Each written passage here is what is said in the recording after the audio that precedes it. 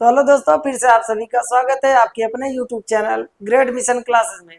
तो दोस्तों, इसके पहले हम लोग जीएस का बहुत ही इंपॉर्टेंट प्रश्न का प्रैक्टिस सेट कर रहे हैं। तो इसके पहले 3 वीडियो हम अपलोड कर चुके हैं। जितने भी लोग अभी वीडियो तीनों नहीं देखे हैं तो कृपया करके जाके देखिए, आप लोगों को क्वेश्चन इंपॉर्टेंट लगेगा भी और इंजॉय भी आएगा। ठीक, तो बिना स्किप किए आप लोग पूरा वीडियो अच्छे से देखिएगा और ये वीडियो भी पूरा आप लोग देखिएगा, स्किप बिल्कुल भी मत करिएगा। ठीक, अगर आप लोगों को किसी भी प्रश्न में डाउट रहे तो आप लोग कमेंट करके हमें बता सकते हैं। ठीक, तो चलते हैं पहले क्वेश्चन पर। तो पहला क्वेश्चन आप लोग देख सकते हैं, यहाँ पर दिया गया है।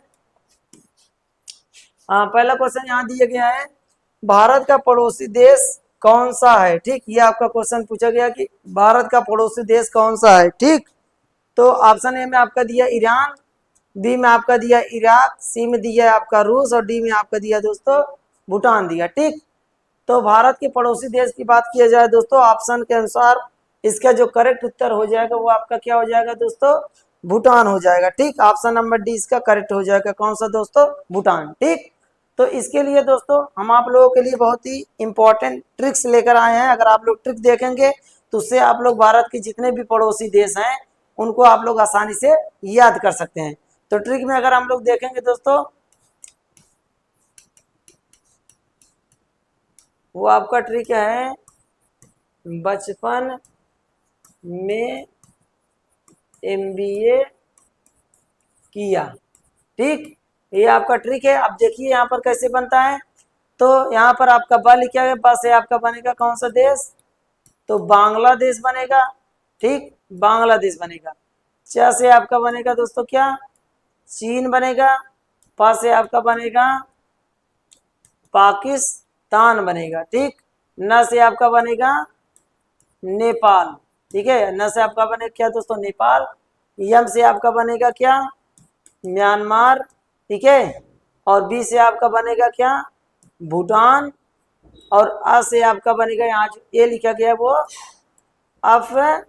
अफगानिस्तान बनेगा। ठीक, क्या बनेगा, तो अफगानिस्तान बनेगा। ठीक, तो भारत के पड़ोसी देशों की संख्या की बात की है दोस्तों, तो बचपन में एमबीए की ट्रिक से आप लोग आसानी से याद कर सकते हैं। और पड़ोसी देशों की संख्या आप लोग देख सकते हैं कुल कितना है दोस्तों, 7 है। सबसे पहले आपका है बांग्लादेश, दूसरा चीन, तीसरा पाकिस्तान, नेपाल, म्यांमार, भूटान और अफगानिस्तान। ठीक, और इसमें और अगर महत्वपूर्ण प्रश्नों की बात की जाए तो सर्वाधिक स्थलीय सीमा भारत से किस देश की लगती है। ठीक है, अंतरराष्ट्रीय स्थलीय सीमा जो है किस देश की भारत से सबसे ज्यादा लगती है, तो बांग्लादेश की लगती है। वो भी कितना दोस्तों, 4096 किलोमीटर। ठीक है, इसको आप लोग याद रखिएगा, 4096 किलोमीटर इसका सीमा लगता है। ठीक, और सबसे कम किसका लगता है दोस्तों, तो 106 किलोमीटर लगता है आपका अफगानिस्तान से। ठीक, इसको याद रखिएगा।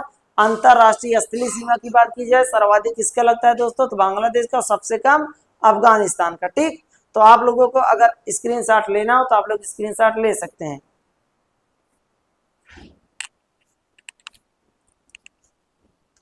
तो चलते हैं दूसरे क्वेश्चन पर, क्वेश्चन नंबर सेकेंड। ठीक, क्वेश्चन नंबर सेकेंड यहाँ आपका दिया गया है, बंगाल का पहला गवर्नर जनरल कौन था। ये आपका क्वेश्चन पूछा गया है, बंगाल का पहला गवर्नर जनरल कौन था। ठीक, ऑप्शन ए में आपका दिया वारेन हेस्टिंग, बी में आपका दिया है विलियम बेंटिंग, सी में आपका दिया लॉर्ड केडिक और डी में आपका दिया लॉर्ड माउंट बेटन दिया है। ठीक, तो इस क्वेश्चन का जो करेक्ट उत्तर हो जाएगा दोस्तों, वो आपका क्या हो जाएगा, इस क्वेश्चन का जो करेक्ट उत्तर होगा, बंगाल का पहला गवर्नर जनरल कौन था। ठीक, तो इसका जो करेक्ट उत्तर हो जाएगा ऑप्शन नंबर ए ही सही हो जाएगा। कौन, वारेन हेस्टिंग। ठीक, बंगाल का पहला गवर्नर जनरल कौन था दोस्तों, तो वारेन हेस्टिंग था। ये अभी 2022 के पेट के एग्जाम में क्वेश्चन लेटेस्ट में पूछा गया। ठीक है, और 23 में भी अभी किसी एग्जाम में पूछा गया, तो इसलिए वेरी इंपॉर्टेंट प्रश्न है। ठीक, लॉर्ड विलियम बेंटिंग की बात की जाए तो ये कौन थे दोस्तों, ये थे आपके भारत के पहले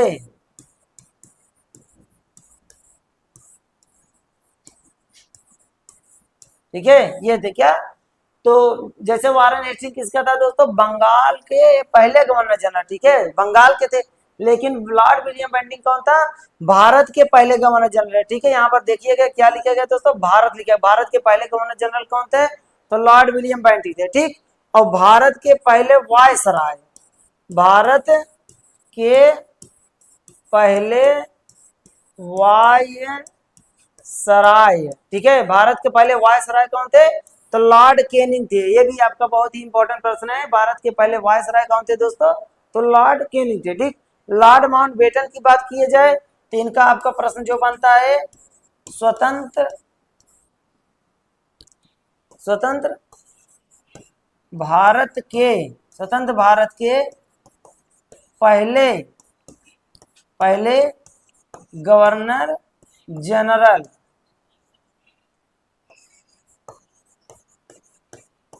थे, ठीक है। तो स्वतंत्र भारत के स्वतंत्रता के बाद जो है सबसे पहले कौन गवर्नर जनरल भारत का बना था? तो लॉर्ड माउंटबेटन बने थे, ठीक है। यह स्वतंत्र भारत के पहले गवर्नर जनरल कौन थे? तो लॉर्ड माउंटबेटन, ठीक। और अगर ये पूछा जाता स्वतंत्र भारत के पहले भारतीय गवर्नर जनरल कौन थे, ठीक है, वहां पर अगर भारतीय लगा दिए जाए यहाँ भारतीय, तो आपका तब हो जाता दोस्तों श्री राजगोपालाचार्य हो जाता, ठीक। तो लॉर्ड माउंटबेटन जो है अंतिम गवर्नर जनरल थे या स्वतंत्र भारत के पहले गवर्नर जनरल थे, ठीक। तो जितने भी महत्वपूर्ण ऑप्शन के क्वेश्चन बनते थे सबके सब हम यहाँ पर आप लोग देख सकते हैं, बता दिए हैं। अगर आप लोगों को स्क्रीनशॉट लेना हो तो आप लोग स्क्रीनशॉट ले सकते हैं, ठीक, क्योंकि बहुत ही इंपॉर्टेंट सब प्रश्न है।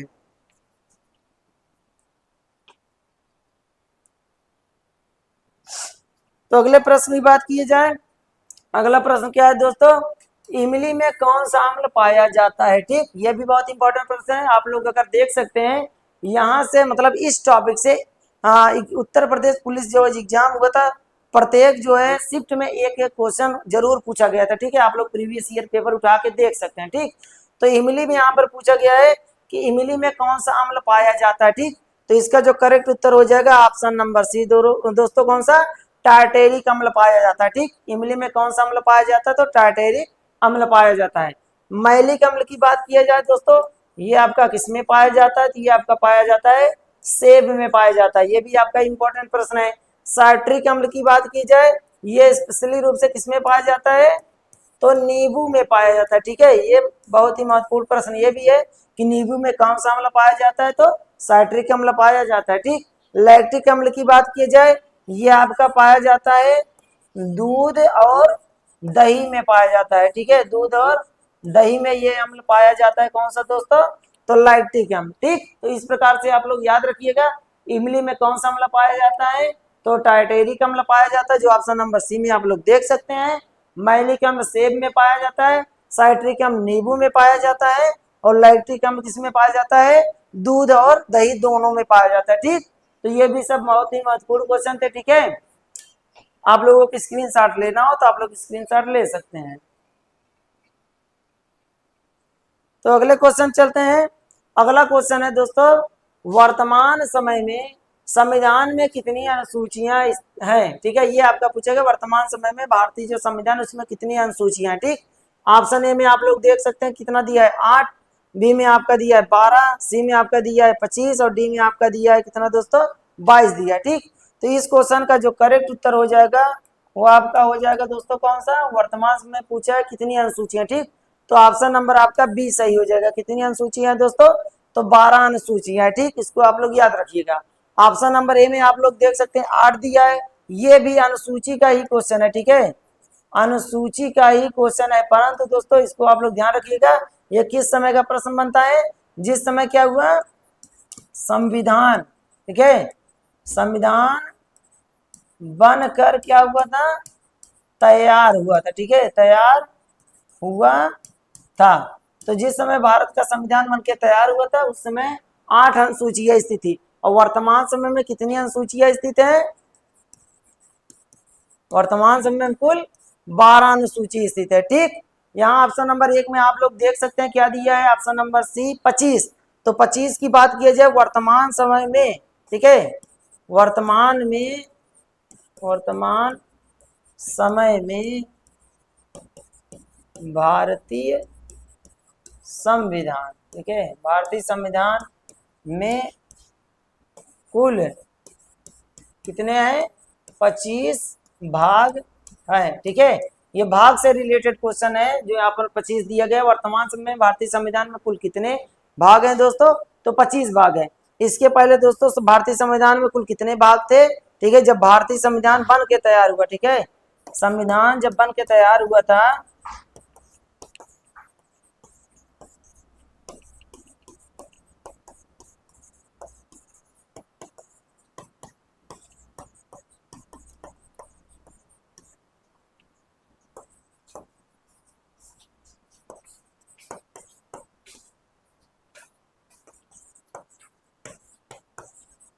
ठीक है, यहाँ पर आप लोग देख सकते हैं क्या लिखा गया है, संविधान बनकर तैयार हुआ था उस समय यहाँ पर क्या 22 भाग स्थित है। ठीक है, जब संविधान बन के तैयार हुआ तो उस समय 22 भाग थे और उस समय कितनी अनुसूचियां थी दोस्तों? तो 8 अनुसूचियां थी। ठीक, इसको याद रखिएगा। वर्तमान समय में 12 जो है अनुसूचियां हैं और 25 भाग हैं। ठीक, वेरी इंपॉर्टेंट प्रश्न है ये सब, आप लोगों को स्क्रीनशॉट लेना हो तो ले सकते हैं। ठीक, या किसी कॉपी में नोट करना हो तो आप लोग नोट कर सकते हैं। तो चलते हैं नेक्स्ट क्वेश्चन पर दोस्तों। अगला क्वेश्चन देखते हैं क्या है। अगला भी क्वेश्चन आपके लिए इंपॉर्टेंट है। सार्क में कौन सा देश शामिल नहीं है? ठीक है, ये आपका पूछा गया है। ठीक, तो सार्क को दोस्तों आप लोग ध्यान रखिएगा, सार्क के बारे में। ठीक है, ये आपका क्वेश्चन पूछा गया है तो सार्क के बारे में आप लोग याद रखिएगा। सार्क को दक्षेस कहा जाता है। ठीक है, सार्क को क्या कहा जाता है दोस्तों? दक्षेस भी कहा जाता है। ठीक, इसका जो फुल फॉर्म होता है सार्क का SAARC। ठीक है, ऐसे होता है SAARC। तो south Asian association regional cooperation. ठीक है, फिर से आप लोग सुनिएगा, south Asian association regional cooperation. और इसको हिंदी में क्या कहते हैं? इसको हिंदी में कहते हैं दोस्तों दक्षिण एशियाई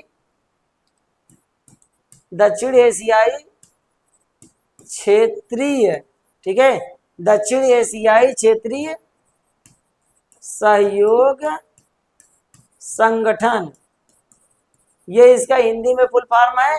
और इंग्लिश में इसको क्या कहते हैं? South Asian association regional cooperation. और सार्क का दूसरा नाम क्या है दोस्तों? तो दक्षेस है। इसकी स्थापना की बात की जाए, स्थापना कब हुआ था? तो आपका हुआ था 8 दिसंबर 1985 ईस्वी को इसकी स्थापना हुआ था। ठीक है, इसकी स्थापना कब हुआ था? तो 8 दिसंबर 1985 ईस्वी को इसकी स्थापना हुआ था। ठीक, ये भी आप लोग याद रखिएगा, बहुत ही इंपॉर्टेंट प्रश्न यहाँ से बनता है। ठीक, और रही बात क्वेश्चन की, सार्क में कौन सा देश शामिल नहीं है? तो बांग्लादेश भी आपका शामिल है, म्यांमार यहाँ ऑप्शन दिया है आपका, भारत भी आपका शामिल है, हाँ मालदीव आपका शामिल है, लेकिन म्यांमार आपका देश शामिल नहीं है। ठीक, इसको आप लोग याद रखिएगा, यह म्यांमार देश सार्क में शामिल नहीं है। ठीक, तो इसके लिए दोस्तों आप लोगों के लिए याद करने के लिए बहुत आसानी से आप लोग जिससे याद कर सकते हैं, बहुत ही इंपॉर्टेंट ट्रिक्स लाए हैं। ये ट्रिक आप लोगों को कोई यूट्यूब चैनल वाला जिंदगी में नहीं बता सकता और किसी किताब में भी नहीं मिलेगा। ठीक, क्योंकि ये सब ट्रिक मेरे द्वारा बनाया गया खुद का है। ठीक, तो यहाँ पर ट्रिक देखिए दोस्तों, हम लिख रहे हैं, क्या लिख रहे हैं? जो ट्रिक है, अब पन, ठीक है, अब पन में MBBS किया। ठीक है, अपपन में MBBS किया, इसको बहुत आसानी से आप लोग याद कर सकते हैं, अपपन में MBBS किया से। ठीक है, तो ये दक्षेस से संबंधित है कि सार्क में कुल कितने देश है दोस्तों? तो आप लोग ट्रिक के माध्यम से देख सकते हैं, यहाँ पर 4 हो जाएगा, यहाँ पर 4, टोटल मतलब कितने देश हैं दोस्तों? टोटल इसमें 8 देश है। ठीक, इसको भी आप लोग याद रखिएगा, टोटल इसमें कितने देश हैं? तो 8। आज से आपका देखिए क्या बनता है, तो आपका बनता है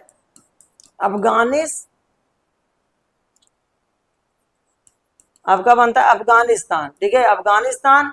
बाद से आपका बनता है बांग्लादेश। ठीक है, बाद से आपका बनता है बांग्लादेश, बाद से आपका बनता है पाकिस्तान। ठीक, बाद से आपका पाकिस्तान, न से आपका बनेगा दोस्तों नेपाल बनेगा। ठीक, तो आज से आपका अफगानिस्तान, बाद से आपका बांग्लादेश, बाद से आपका पाकिस्तान, न से आपका नेपाल। ठीक, यम यहाँ पर साइलेंट होगा, यहाँ पर आप यम देखेंगे, इसीलिए देखिए कंफ्यूज करने के लिए ऑप्शन यहाँ दिया गया था। यम से आपका म्यांमार भी हो सकता है, यम से आपका मालदीव हो सकता है।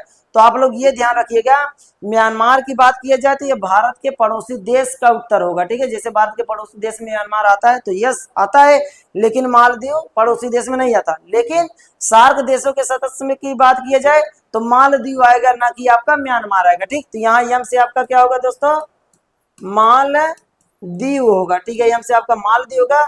बी से आपका हो जाएगा कौन सा दोस्तों, भूटान हो जाएगा। और अगले बी से आपका हो जाएगा अपना देश कौन सा, भारत हो जाएगा। और यस से आपका हो जाएगा दोस्तों क्या, श्रीलंका हो जाएगा, ठीक है। तो इस तरीके से अगर देखा जाए तो सार्क में कुल कितने देश हैं दोस्तों, तो कुल 8 देश हैं, ठीक। आप अपन में एमबीबीएस की ट्रिक से आप लोग अच्छे से याद कर सकते हैं, ठीक। तो आप लोगों को स्क्रीनशॉट लेना हो तो ले सकते हैं तुरंत,